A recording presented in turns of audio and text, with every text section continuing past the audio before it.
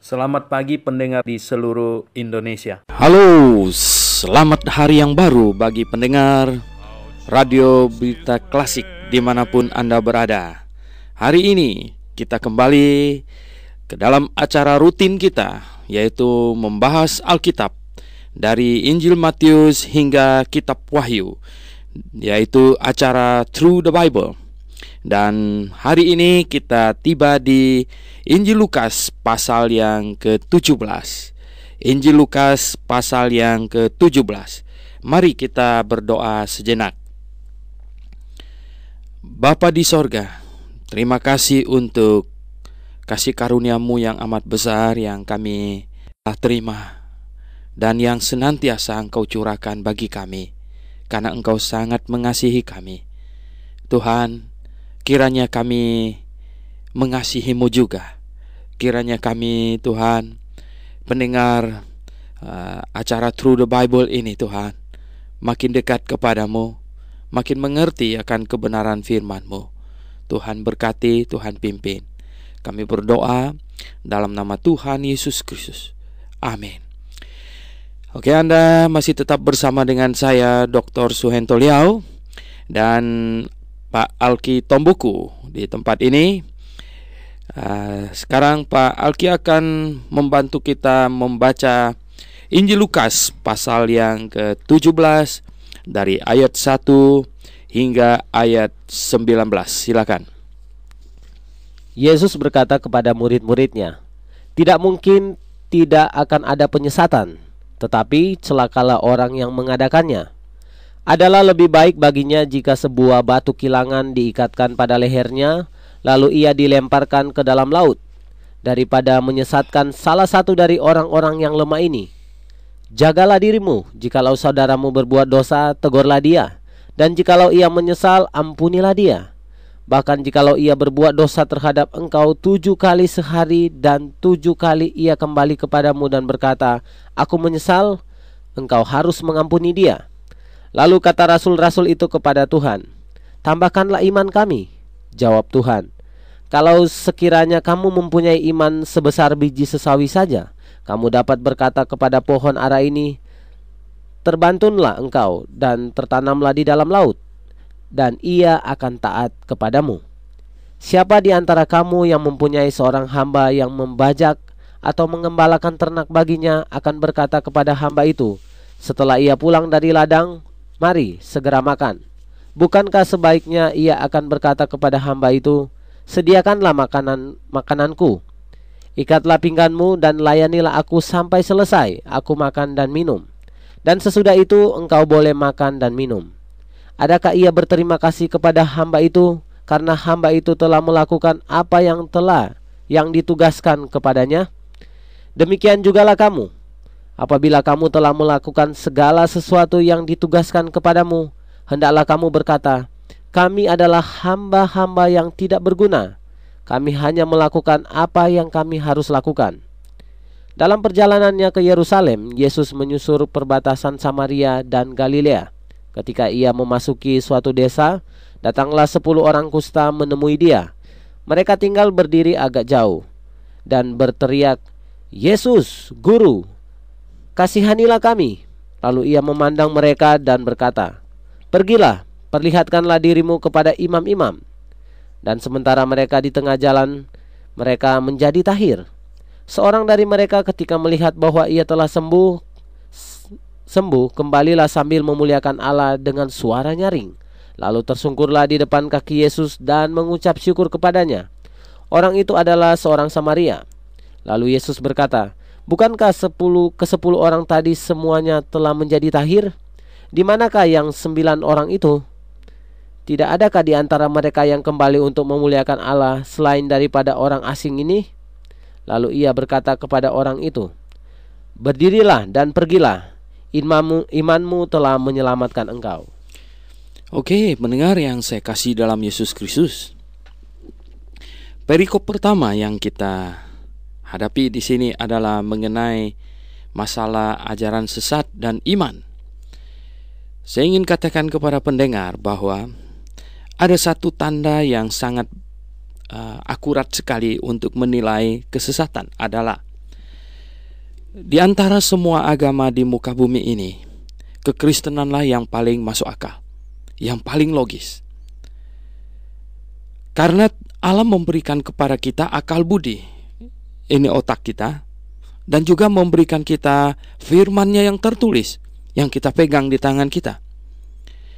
Ini dua alat ini adalah sebagaikan sepatu yang sepasang. Tidak ada salah satunya, kita tidak sampai kepada kebenaran. Kita punya otak, tapi tidak ada firman yang tertulis untuk kita pelajari, kita tidak akan mengerti kebenaran.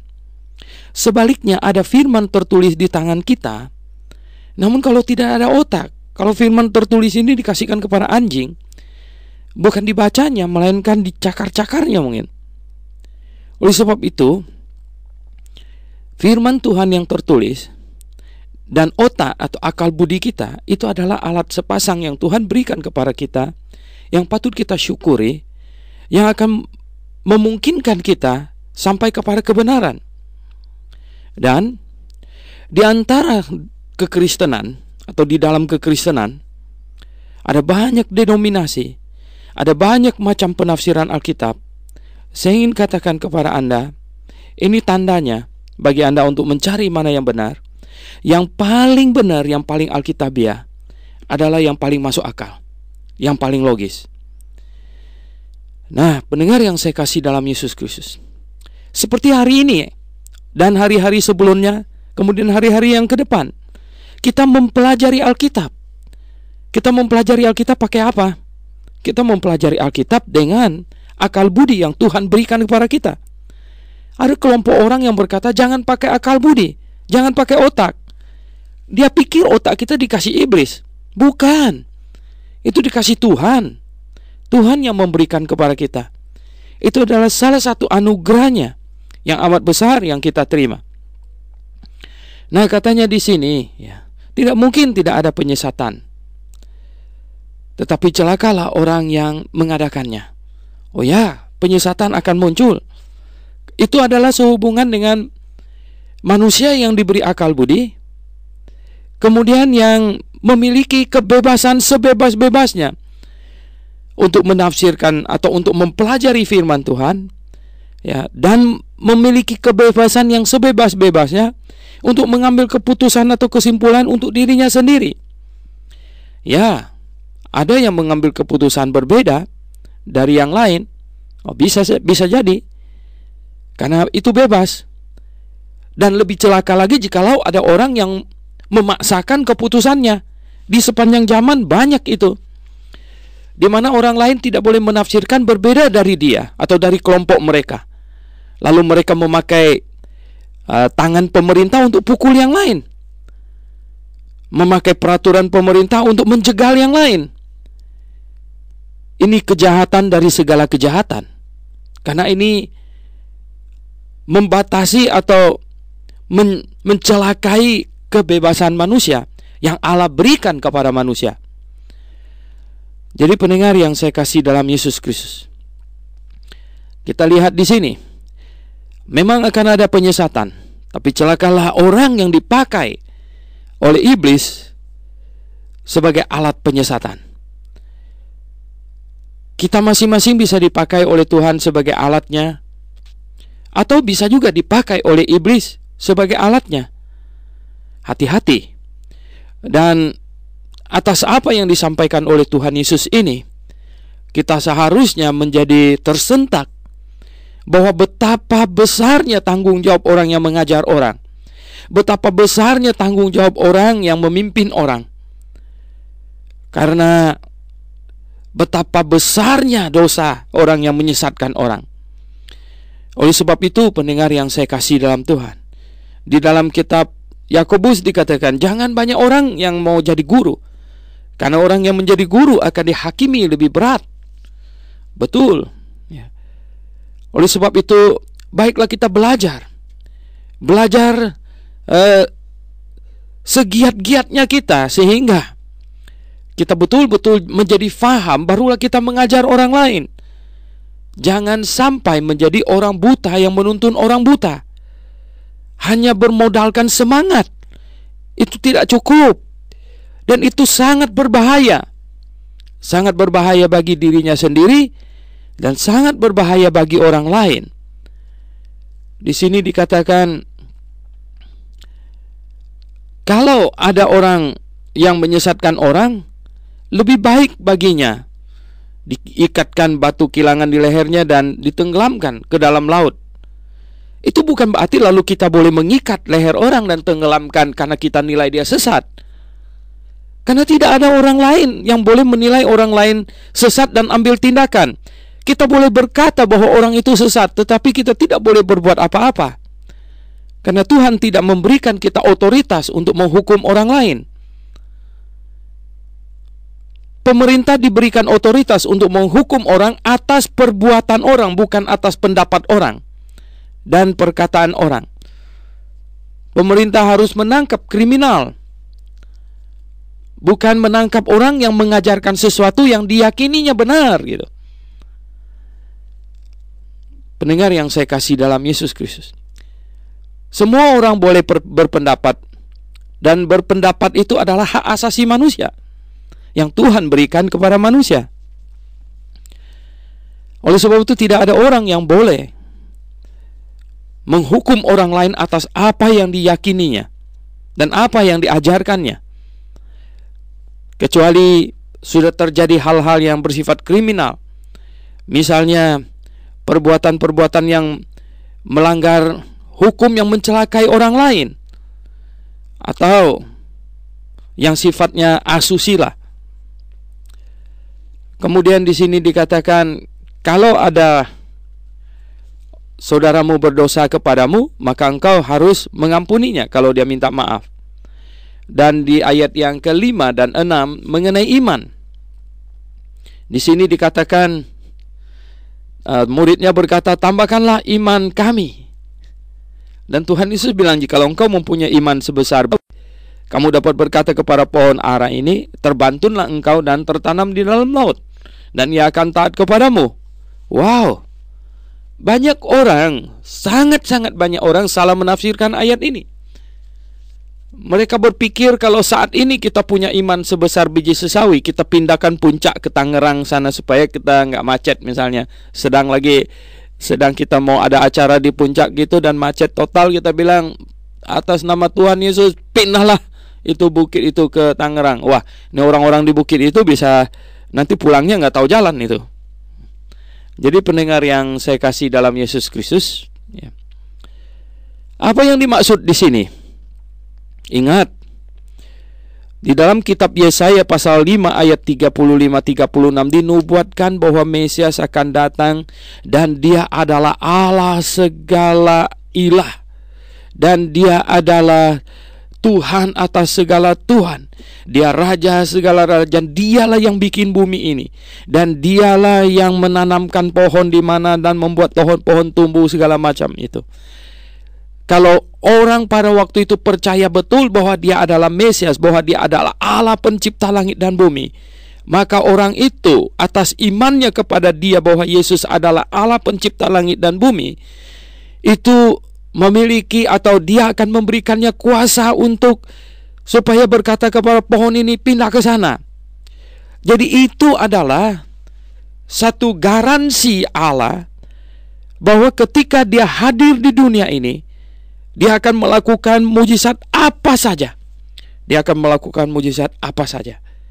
Jadi begini, maksudnya adalah jikalau pada waktu itu ada murid-muridnya percaya bahwa dia adalah Allah pencipta langit dan bumi, dan mereka meminta kepadanya supaya pohon ini pindah ke sana, supaya gunung ini pindah ke sini, itu dia akan melakukannya untuk membuktikan kepada mereka bahwa dia adalah Mesias, bahwa dia adalah Allah yang sedang berdiri di hadapan mereka. Dia tidak berkata bahwa kita hari ini punya iman, lalu kita main pindah gunung sini ke sana, gunung sana ke sini, dan lain sebagainya. Pohon ini pindah ke sana, pohon sana pindah ke sini. Kalau kita bisa pergi ke itu tempat jual pohon-pohonan, kita berkata dengan iman, pohon ini pindah ke rumah saya. No, tidak begitu. Ya, tidak begitu. Tetapi Yesus adalah Allah pencipta langit dan bumi. dan telah dinubuatkan ketika Allah pencipta langit dan bumi hadir di muka bumi ini, dan dia akan melakukan mujizat. Dan mujizat apakah yang terjadi sangat tergantung kepada mereka yang ada di sekitarnya pada waktu itu. Mereka percaya tidak bahwa dia mujizat, mereka memintanya untuk melakukan ini, itu, atau tidak gitu. Kalau mereka datang bawa orang lumpuh, minta dia sembuhkan, dia akan sembuhkan orang lumpuh. Kalau mereka bawa orang buta datang kepadanya waktu itu, minta dia sembuhkan, dia akan sembuhkan orang buta itu. Jikalau mereka minta supaya kita bisa ada ikan makan, dia akan berikan ikan. Jikalau mereka perlu roti waktu itu untuk makan, dia akan berikan mereka roti. Jikalau mereka minta kepada waktu itu pohon ini supaya pindah ke sana, dia akan pindahkan untuk mereka. Jikalau mereka minta kepadanya supaya gunung ini dipindahkan ke sana, dia akan memenuhi permintaan mereka untuk pindahkan gunung itu. Kalau mereka waktu itu percaya kepadanya bahwa dia adalah Allah. Itu tidak berbicara untuk sekarang bahwa kita ini main pindah-pindah gunung sana sini dan lain sebagainya. Nah, ini harus difahami dengan baik. Kemudian dua perikop di depan, yaitu mengenai tuan dan hamba dan ke-10 orang kusta. Ini adalah menyangkut ketaatan hamba dan rasa syukur.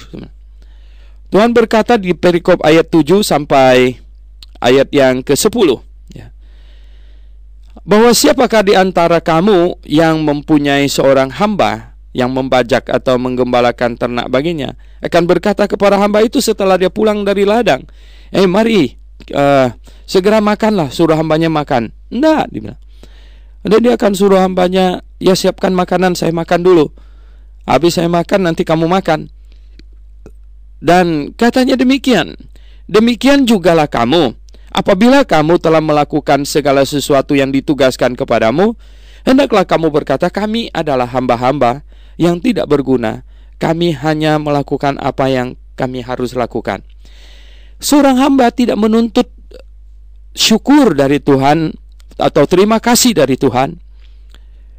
Seorang hamba melihat tuannya puas, itu sudah satu terima kasih kepadanya. Jadi kalau kita mengatakan diri kita hamba Allah, kalau kita menyebut kita hamba Tuhan, kita tidak menuntut terima kasih. Tidak menuntut terima kasih. Pendengar yang saya kasih dalam Yesus Kristus, inilah sebabnya bagi orang-orang Kristen, bagi jemaat Tuhan lebih lagi, ketika kita melakukan sesuatu untuk Tuhan, kita bekerja apapun juga, kalau kita sadar kita lakukan itu untuk Tuhan, maka kita tidak mengharapkan terima kasih, baik dari Tuhan maupun dari jemaat. Kalau kita meminjamkan misalnya rumah kita kah untuk pelayanan, kita meminjamkan mobil kita kah untuk apa pelayanan, ya jelas kita tidak menuntut terima kasih. Karena apa? Karena kalau saya bisa terlibat untuk membantu, itu sudah syukur bukan main. Itu sudah merupakan satu kepuasan tersendiri. Kalau kita melihat Tuhan kita puas, kita melihat Tuhan kita penuh syukur, kita sudah merasa sangat berjasa. Atau kita sudah merasa apa yang kita lakukan ternyata diterima, ternyata itu berguna. Jadi pendengar yang saya kasih dalam Yesus Kristus, inilah sikap seorang hamba yang Tuhan mau. Kita bukan menuntut hormat manusia, menuntut rasa terima kasih, tetapi kita justru merasa betapa indahnya kasih karunia Tuhan yang telah dilimpahkan kepada kita, sehingga Dia mau memakai kita rupanya. Dia mau supaya kita berguna baginya. Seorang hamba akan merasa sangat bersuka cita kalau dia dapat melakukan sesuatu yang berguna dan menyenangkan hati Tuhannya. Inilah yang terjadi. Dan Tuhan mau supaya pelayan-pelayannya dan bahkan kita semua yang sudah menerima anugerah dan kasih karunia-Nya, kita bisa sungguh-sungguh bersyukur karena Tuhan mau memakai kita. Dan berapa lamakah Tuhan memakai kita? Itu terserah Dia, haknya. Kapankah Tuhan mau memanggil kita? Kita harus pasrah. Kita tidak boleh memberontak. Tuhan menilai tugas kita di dunia ini selesai, dan Tuhan mau kita pulang. Kita harus turut, dan kita tidak boleh kecewa.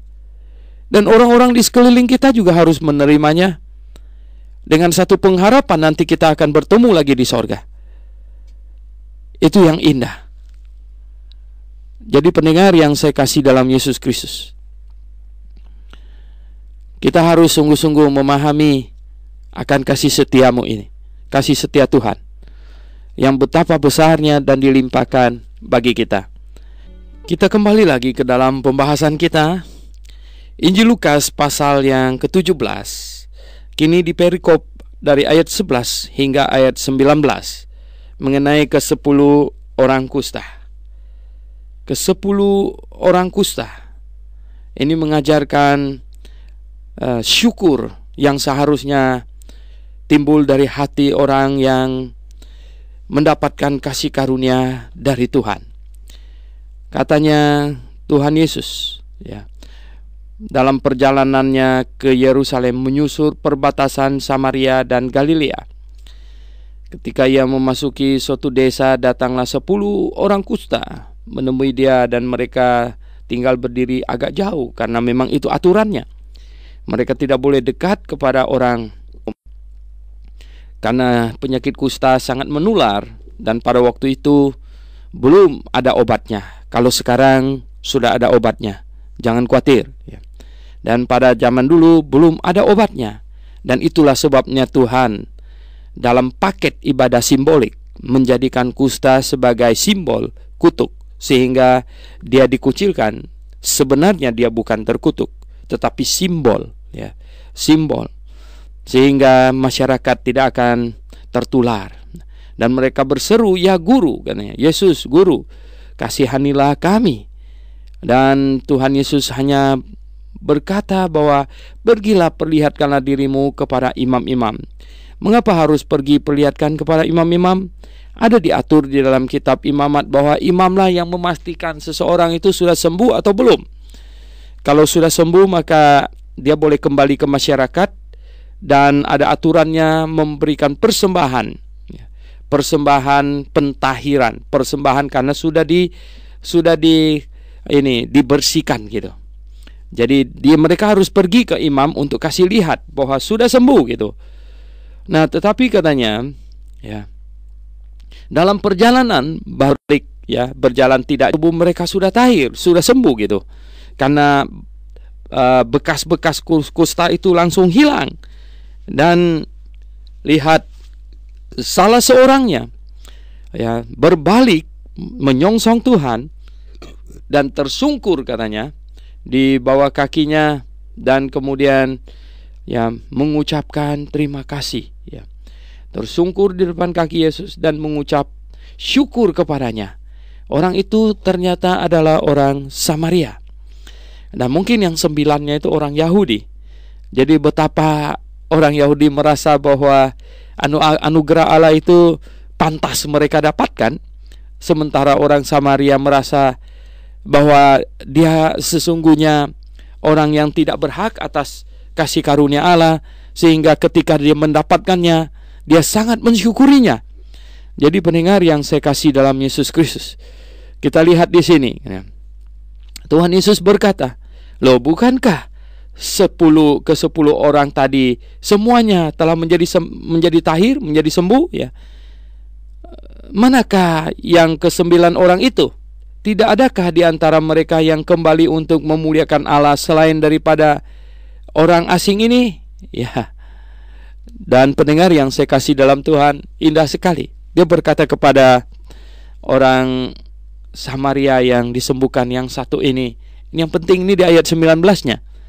Lalu ia berkata kepada orang itu, "Berdirilah dan pergilah, imanmu telah menyelamatkan engkau." 9 orang kusta yang pergi itu, mereka mendapatkan kesembuhan jasmani. Sama orang Samaria ini juga mendapatkan kesembuhan jasmani. Tetapi orang Samaria ini pulang, ya, berbalik, berterima kasih kepada Yesus. Dan 9-nya pergi. Anda tahu apa yang membedakan mereka sekarang yang diperoleh? Yang 9 orang itu hanya mendapatkan kesembuhan jasmani. Tapi yang 1 orang Samaria ini, dia mendapatkan dua-duanya. Dia mendapatkan kesembuhan jasmani, sekaligus juga mendapatkan kesembuhan rohani. Jadi, pendengar yang saya kasih dalam Tuhan Yesus, berbahagialah orang Samaria ini, karena kesembuhan rohani jauh-jauh lebih penting, jauh-jauh lebih mahal nilainya, jauh-jauh lebih utama daripada kesembuhan jasmani. Banyak orang pada zaman sekarang juga demikian. Mereka ingin mendapatkan kesembuhan jasmani, tetapi melupakan kesembuhan rohani. Banyak orang datang kepada Tuhan mencari kesembuhan jasmani, bahkan sampai disesatkan oleh pendeta-pendeta yang cari keuntungan. Oh, mereka tidak tahu bahwa yang Tuhan ingin berikan kepada mereka yang terutama adalah kesembuhan rohani, adalah kepastian masuk surga. Itu jauh lebih utama dari segala-galanya. Jadi pendengar yang saya kasih dalam Yesus Kristus, lihat di sini betapa indahnya hal yang terjadi pada si kusta Samaria ini. Dia mendapatkan kesembuhan rohani dan jasmani. Nah, pendengar yang saya kasih dalam Tuhan Yesus, hari ini, zaman sekarang ini, Tuhan memberikan kasih karunia kepada manusia, baik kesembuhan jasmani maupun kesembuhan rohani. Tuhan membukakan pikiran manusia sehingga ditemukan peralatan kedokteran dan juga ditemukan lompatan-lompatan breakthrough, ya, ilmu kedokteran yang begitu canggih. Pendengar yang saya kasih dalam Yesus Kristus, itu peralatannya sedemikian canggih. Alat scan tubuh manusia MRI, ya, itu begitu canggih sehingga bisa lihat sesuatu yang di dalam diri manusia. Itu dari iblis apa dari Tuhan? Itu kasih karunia itu dari iblis apa dari Tuhan? Jelas dari Tuhan. Iblis tidak memberikan apa-apa yang baik kepada manusia. Pendengar yang saya kasih dalam Yesus Kristus, saya mendengar ada pendeta yang berkata, dia mau melepaskan orang dari kutuk pisau operasi. Saya bilang, celaka pendeta macam begini. Masa dia menganggap itu orang yang dioperasi itu semuanya kena kutuk? Masa dia menganggap dokter operasi itu, dokter bagian ahli bedah itu, dia anggap itu pembawa kutuk? Masa dia menganggap orang yang dioperasi itu kena kutuk? Ya banyak orang ikut penyesat yang seperti dikatakan di pasal 17 ayat 1 itu, ya, dengan membabi buta, ya. Mereka tidak mencermati tiap-tiap kata yang diucapkannya. Tidak, pendengar yang saya kasih dalam Tuhan, itu ilmu kedokteran semuanya Tuhan yang membukakannya. Peralatan kedokteran semua yang canggih-canggih sekarang kasih karunia Tuhan lah, sehingga semuanya itu ditemukan, sehingga bisa lihat sampai ke dalam tubuh kita apa yang terjadi. Itu semuanya kasih karunia Tuhan. Kita harus mensyukurinya, jangan menganggapnya sebagai kutuk. Itu sebenarnya pendeta itu hanya mau cari keuntungan dan kemuliaan dirinya sendiri. Kita harus mensyukuri dan kita harus bisa, ya, menikmatinya juga. Tetapi ada yang berkata itu mahal. Oh ya, betul.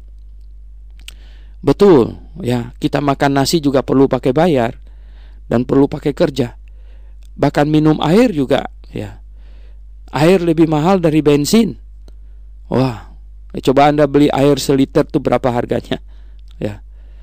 Jadi pendengar yang saya kasih dalam Yesus Kristus, kita harus mensyukuri kesembuhan jasmani yang Tuhan berikan kepada kita, termasuk di dalamnya mensyukuri ilmu kedokteran, peralatan kedokteran, dan semua, ya, temuan, loncatan, breakthrough, ya, yang terjadi untuk kebaikan manusia. Kita syukurkan semuanya. Dan yang terlebih kita syukurkan adalah keselamatan jiwa kita.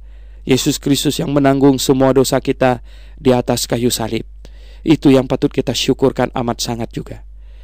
Oke, pendengar yang saya kasih dalam Yesus Kristus, kita akan membaca dari ayat 20 hingga ayat yang ke 36 kembali. Pak Alkitab Buku akan membantu kita membacanya. Silakan. Atas pertanyaan orang-orang Farisi apabila kerajaan Allah akan datang, Yesus menjawab katanya, kerajaan Allah datang tanpa tanda-tanda lahiriah. Juga orang yang tidak dapat mengatakan, lihat, ia ada di sini atau ia ada di sana, sebab sesungguhnya kerajaan Allah ada di antara kamu. Dan ia berkata kepada murid-muridnya, akan datang waktunya kamu ingin melihat satu daripada hari-hari Anak Manusia itu, dan kamu tidak akan melihatnya. Dan orang akan berkata kepadamu, lihat, ia ada di sana, lihat, ia ada di sini. Jangan kamu pergi ke situ, jangan kamu ikut. Sebab sama seperti kilat memancar dari ujung langit yang satu ke ujung langit yang lain, demikian pula lah kelak halnya Anak Manusia pada hari kedatangannya. Tetapi ia harus menanggung banyak penderitaan dahulu dan ditolak oleh angkatan ini. Dan sama seperti terjadi pada zaman Nuh, demikian pula lah halnya kelak pada hari-hari Anak Manusia. Mereka makan dan minum, mereka kawin dan dikawinkan, sampai kepada hari Nuh masuk ke dalam bahtera. Lalu datanglah air bah dan membinasakan mereka semua.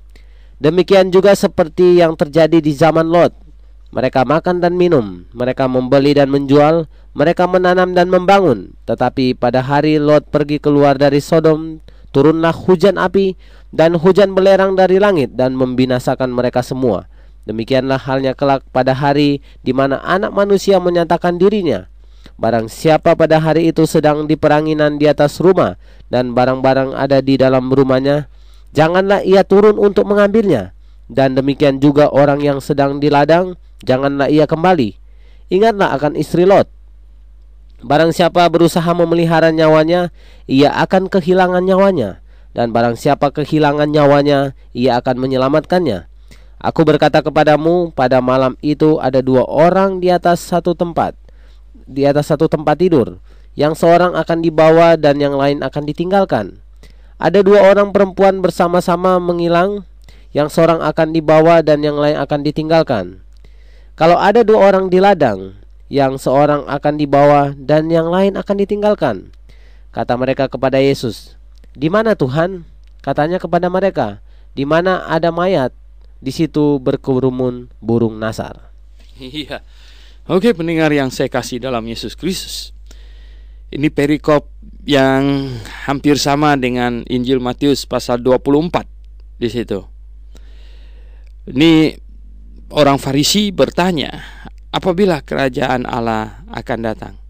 Ya, atau kapan sebenarnya kerajaan Allah akan datang? Yesus berkata, kerajaan Allah datang tanpa tanda-tanda lahiriah, karena kerajaan Allah itu adalah semacam lingkup kekuasaan Allah. Itu adalah lingkup rohani, perkara rohani. Pendengar yang saya kasih dalam Tuhan, kita perlu mencermati istilah-istilah yang dipakai oleh Alkitab. Ketika Tuhan atau ketika Alkitab memakai istilah kerajaan sorga, maka yang ditunjuk itu adalah lokasi kerajaan yang di atas sana, di sorga. Ketika Tuhan bilang kerajaan sorga akan datang, itu berarti kerajaan yang di sorga akan turun di bumi, sehingga di bumi seperti di sorga, yaitu kerajaan 1000 tahun. Kerajaan 1000 tahun adalah kerajaan sorga yang turun ke bumi, atau kerajaan anak Daud. Itu kerajaan sorga yang turun di bumi, karena raja yang di sorga turun memerintah di bumi. Tetapi kerajaan Allah, sebutan kerajaan Allah, itu dipakai untuk lingkup rohani. Lingkup rohani di mana, ya, di situ Allah diakui, Allah diterima sebagai raja. Itu lingkup rohani. Nah, pendengar yang saya kasih dalam Tuhan Yesus, coba Anda perhatikan dua istilah ini, kerajaan sorga dan kerajaan Allah. Kapan Tuhan memakai istilah kerajaan sorga dan kapan dia memakai istilah kerajaan Allah? Ketika ia berbicara kepada Nikodemus di dalam Yohanes pasal 3, dia berkata kerajaan Allah. Barang siapa yang tidak dilahirkan kembali di dalam air dan roh, ia tidak dapat melihat kerajaan Allah. Di situ dikata. Itu artinya rohani, lingkup rohani. Barang siapa yang ingin masuk ke dalam lingkup rohani atau melihat, ya, lingkup rohani, dia harus dilahirkan baru di dalam rohani, secara rohani. Itulah sebabnya maka dia harus bertobat dan terima Tuhan Yesus. Roh Kudus akan masuk ke dalam hatinya dan dia akan menjadi manusia rohani. Hanya manusia rohanilah yang dapat memahami perkara rohani, dan hanya manusia rohanilah yang akan ada di dalam lingkup rohani. Jadi kemudian katanya, dia berkata kepada murid-muridnya, kalian nanti satu hari akan sangat rindu untuk menyaksikan hari-hari anak manusia ada di bumi ini. Ya betul ya. Bahkan kita juga merasa bahwa berbahagialah orang pada saat itu. Tetapi kamu ya tidak akan melihatnya. Dan dia sebenarnya juga memberikan satu peringatan. Ini sebenarnya menyangkut Tuhan Yesus berbicara bukan tentang rapture, tetapi Tuhan Yesus berbicara tentang parousia, tentang penampakan Tuhan, tentang kedatangannya di akhir dari masa tribulation yang 7 tahun. Jadi di akhir itu ya, atau sebenarnya di dalam masa tribulation itu, orang-orang Yahudi akan sangat merindukan Mesias yang sudah percaya, yang sudah bertobat, sangat merindukan untuk melihat Mesias datang. Dan dia tahu sampai sekarang juga orang Yahudi sangat rindu melihat Mesias datang, ya, sangat rindu. Mereka bahkan mereka berpikir mengapa Mesias lama tidak datang, padahal sudah datang dan mereka tolak. Dan dalam kerinduan untuk melihat atau untuk menyaksikan Mesias datang, Allah datang di bumi ini, maka iblis akan memanfaatkan momen itu. Iblis akan memanfaatkan kerinduan hati manusia itu, dan dia akan berkata, Mesias ada di sana, Mesias ada di sini. Oh tentu bukan iblis muncul dengan tanduknya. Ya, iblis sesungguhnya nggak ada tanduk, ya. Itu adalah filsafatnya Yunani yang menggambarkan demikian. Iblis itu malaikat terang, ya.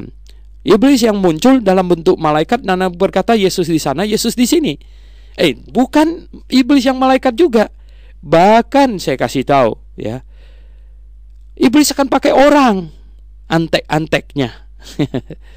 Iblis akan pakai orang, dan orang akan berkata Mesias di sana, Mesias di sini, atau Yesus di sana, Yesus di sini. Itu sama saja. Mendengar yang saya kasih dalam Yesus. Jadi jikalau ada orang berkata kepadamu begini, tadi malam Tuhan Yesus datang kepada saya, itu sama artinya dia berkata tadi malam Yesus ada di kamar dia. Boleh percaya nggak? Ini Alkitab saya bilang jangan percaya. Itu pembohong besar. Dan ada orang berkata lagi, waktu saya ada di sana, di padang gurun di sana, Yesus datang kepada saya, ya, atau Mesias datang kepada saya. Boleh dipercaya? Tidak boleh, ya. Tidak boleh. Baik indoor maupun outdoor, tidak boleh. Kita tidak boleh percaya. Tidak boleh percaya orang berkata bahwa dia ketemu Tuhan Yesus. Itu pembohong besar, ya. Pembohong besar itu penipu. Dan orang-orang yang macam demikianlah yang Tuhan akan berkata, "Nyala daripadaku, hai kamu sekalian pembuat kejahatan." Yaitu orang-orang yang melakukan mujizat demi nama Tuhan, yaitu orang-orang yang bernubuat demi nama Tuhan, yaitu orang-orang yang mengusir-ngusir iblis demi nama Tuhan. Dan herannya Tuhan berkata, ini bukan saya yang ngajak ngarang-ngarang loh. Itu Matius pasal 7 ayat 22-23, Anda baca sendiri. Tuhan bilang dia tidak kenal mereka. Dan Tuhan usir mereka berkata, "Nyala daripadaku, hai kamu sekalian pembuat kejahatan," katanya. Jadi pendengar yang saya kasih dalam Tuhan, luar biasa. Ini peringatan Tuhan kepada kita bahwa kita tidak boleh percaya kalau ada orang berkata dia lihat Tuhan Yesus atau dia lihat Mesias. Tidak ada orang yang bisa lihat Mesias. Rasul Paulus adalah yang terakhir melihat Mesias. Rasul Paulus adalah yang terakhir melihat Tuhan Yesus. Ketika Tuhan Yesus mau dibawa, ya, ketika Tuhan Yesus mau ketika Rasul Paulus mau dibawa ke Roma, dan Tuhan berdiri di sampingnya meyakinkannya bahwa jangan khawatir, ya, dia ikut saja pergi ke Roma. Rasul Paulus berkata di dalam 1 Korintus pasal 15 ayat 8, Anda baca sendiri. Rasul Paulus berkata di dalam 1 Korintus pasal 15 ayat 8, yang terakhir dari semuanya, ia menampakkan diri juga kepadaku. Ya, ia menampakkan diri kepadaku seperti bayi yang lahir sebelum waktunya. Jadi yang terakhir melihat Tuhan Yesus itu adalah Rasul Paulus sampai nanti sangkakala berbunyi dan kita menyongsong Tuhan di angkasa. Jadi sementara periode antara ini tidak ada orang lagi melihat Tuhan Yesus. Lalu ada yang bertanya, bagaimana dengan Yohanes di Pulau Patmos? Oh, itu pewahyuan. Itu bukan melihat Tuhan Yesus, tapi itu proses pewahyuan yang terakhir. Ya, itu proses pewahyuan yang terakhir. Nah, pendengar yang saya kasih dalam Yesus, sekarang kalau pendeta Anda bilang dia lihat Tuhan Yesus, lebih-lebih lagi dia kok pulang pergi ke sorga, dia bilang. Dia seperti guide tour aja gitu. Ya, dia pulang pergi ke sorga. Anda bisa percaya? Anda mau percaya? Kalau Anda percaya dia, Anda tidak percaya Tuhan Yesus. Mengapa? Karena Yesus bilang dia tidak akan menampakkan diri begitu lagi. Jadi Anda lebih percaya pada pendeta Anda atau Anda lebih percaya pada Tuhan Yesus? Hati-hati loh. Ya. Nah, pendengar yang saya kasih dalam Yesus, kemudian Tuhan berkata di sini, ya, bahwa kedatangannya itu sama seperti kilat memancar dari ujung sini sampai ke ujung bumi sana. Demikianlah dia datang. Dan pada waktu rapture kita yang naik ke atas. Jadi tidak ada orang yang bilang dia ketemu Tuhan Yesus di sini dan di sana dan lain sebagainya. Nah, katanya kedatangan Tuhan seperti zaman Lot. Ya, orang-orang tidak sadarkan diri, kemudian tiba-tiba dia datang. Ya. Seperti pada zaman Sodom dan Gomora. Ya, Tuhan turunkan api secara tiba-tiba. Ya, demikian kelak pada hari di mana anak manusia menyatakan dirinya, yaitu parousia. Barang siapa pada hari itu sedang di peranginan di atas, jangan turun, dan lain-lain sebagainya. Barang siapa yang berusaha memelihara nyawanya, ia akan kehilangan nyawanya. Dan barang siapa yang kehilangan nyawanya, ia akan menyelamatkannya. Jadi Tuhan mengantisipasi kita. Ketika kita berdiri teguh di atas kebenaran, sangat mungkin kita akan kehilangan nyawa. Tetapi jangan khawatir, justru kita akan memperolehnya. Justru orang-orang yang menghilangkan nyawa orang, nyawanya akan terhilang. Itu dia, ya. Betapa besarnya kasih karunia dan betapa sebuah peringatan bagi orang yang coba-coba, ya, mau menghilangkan nyawa orang, dan nyawanya akan terhilang juga, ya. Dan barang siapa yang mempertahankan nyawanya dengan menyangkali Tuhan, dia akan kehilangan nyawa juga. Jadi pendengar yang saya kasih dalam Yesus Kristus, katanya pada malam itu 2 orang, ya. Intinya di sini, ya, bukan dibagi 2 begitu, tetapi artinya ada yang dibawa, ada yang ditinggalkan. Ya, ini yang diajarkan oleh Tuhan. Ada yang dibawa oleh Tuhan dan ada yang ditinggalkan oleh Tuhan, gitu. Atau ini bisa juga kebalikannya, ya. Ada yang dibawa oleh penyesat, ada yang ditinggalkan, ada yang dibawa oleh Tuhan, ya. Jadi akan ada sebagian dibawa oleh penyesat, sebagian akan dibawa oleh Tuhan, ya. Jadi pendengar yang saya kasih dalam Yesus Kristus, kemudian ayat yang 36 ini sangat menarik. Di situ dikatakan, kata mereka kepadanya, di mana Tuhan? Ya. Kalau ada 2 orang di ladang, yang seorang akan dibawa, yang lain akan ditinggalkan. Kata mereka kepada Yesus, di mana Tuhan? Ya. Di mana? Katanya kepada mereka, di mana ada mayat, di mana ada bangkai. Di dalam Injil Matius dikatakan, di mana ada mayat atau di mana ada bangkai, di situ berkerumun burung nasar. Ada bangkai, berkerumun burung nasar. Itu bangkai sesuatu yang baik? Jelas bukan. Dia bukan sesuatu yang baik. Di manakah tempat orang berkerumun? Jikalau mujizat-mujizat digembar-gemborkan, maka orang berkerumun di situ. Di mana ada bangkai, di situ burung nasar berkerumun. Saya menafsirkan maksud Tuhan adalah, di mana ada penyesatan-penyesatan yang menggembar-gemborkan mujizat, maka burung nasar berkerumun di situ. Apakah Anda burung nasarnya? Pendengar yang saya kasih dalam Yesus, Tuhan mau kita berhikmat. Tuhan mau kita menjadi orang Kristen yang kritis. Tuhan mau kita betul-betul memanfaatkan akal budi yang Dia berikan pada kita. Tuhan mau kita menjadi anaknya yang berhati-hati. Pendengar yang saya kasih dalam Tuhan Yesus, saya selalu berkata kepada orang percaya supaya mereka berhati-hati. Dan orang marah kepada saya.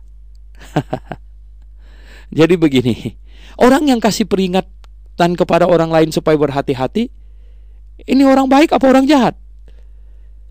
Sebaliknya, orang yang tidak mau orang lain berhati-hati, ini orang baik atau orang jahat? Pendengar yang saya kasih dalam Yesus Kristus, kita harus berhati-hati. Harus mempercayai segala sesuatu setelah kita menyelidikinya. Apakah demikian? Di dalam Kisah Rasul pasal yang ke-16, kalau Anda baca 17, Kisah Rasul pasal 17 ayat yang ke-10 sampai 11 berbunyi demikian. Tetapi pada malam itu juga segera saudara-saudara di situ menyuruh Paulus dan Silas berangkat ke Berea. Setibanya di situ, pergilah mereka ke rumah ibadat orang Yahudi. Orang-orang Yahudi di kota itu, di kota Berea maksudnya, lebih baik hati daripada orang-orang Yahudi di Tesalonika, karena mereka menerima firman itu dengan segala kerelaan hati, dan setiap hari mereka menyelidiki kitab suci untuk mengetahui apakah semuanya itu benar demikian. Jadi mereka menyelidiki. Mereka tidak menerimanya secara membabi buta. Dan apakah Paulus tersinggung? Tidak. Kalau apa yang saya sampaikan ini tidak segera diterima dengan serta-merta secara membabi buta, apakah saya perlu tersinggung? Oh tidak. Justru saya berbahagia. Kalau ada orang yang berkata kepada saya, Dr. Suhento Liao, saya penuh dengan syakwa sangka terhadap apa yang kamu ajarkan. Saya akan tersenyum kepadanya. Bagus. Bagus. Anda harus penuh syakwa sangka terhadap semua pengajaran. Dan selidikilah dengan seteliti-telitinya. Pastikanlah yang mana yang benar. Selidikilah. Jangan percaya secara membabi buta. Nanti Anda menjadi babi buta yang menuntun babi buta. Nah, itu akan celaka sekali. Jadi pendengar yang saya kasih dalam Yesus Kristus, demikianlah yang Tuhan inginkan dari kita. Oke, mari kita berdoa. Bapa di sorga, terima kasih untuk waktu yang Kau berikan pada kami untuk mempelajari firman-Mu. 1 jam. Tuhan, terima kasih. Kasih karunia-Mu amat besar. Engkau selalu mengingatkan kami, sehingga kami berjalan di dalam firman-Mu ya Tuhan. Dan jikalau kami tetap di dalam firman-Mu, kami benar-benar murid-Mu. Dan kami akan tahu kebenaran, tentu. Dan kebenaran yang Kau berikan pada kami akan memerdekakan kami. Terima kasih Tuhan. Dalam nama Yesus Kristus kami berdoa. Amin. Pendengar yang saya kasih dalam Yesus Kristus, kalau engkau mau melayani Tuhan, kalau engkau mau bermanfaat bagi Tuhan, beritahukanlah kepada teman-temanmu, siapa saja, sebanyak-banyaknya, supaya mereka ikut juga belajar firman Tuhan. Dengan cara demikian, Anda ikut bersama-sama dengan saya melayani Tuhan, memberitakan firman-Nya. Oke, sampai bertemu di udara. Sampai bertemu. Amin.